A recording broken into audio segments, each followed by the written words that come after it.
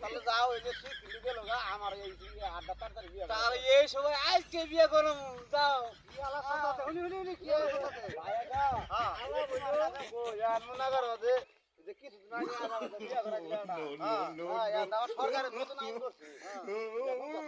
এটা তো আমি হই না কেমন বললাম তাহলে আইন যে তখন যাতে করতে আর কিছু নাই না তাহলে আনে যে শীত কাল কেটা জায়গা আমার আড্ডা নতুন করে বিয়ে করা যায় যে কাকারও কইলাম বড় ভাই তোমারও কইলাম এজন্যই তো আমি দেখলাম অনু ধাও নিয়ে তোর বউ কই হইছে গেলেই ও ভাই কই গিরে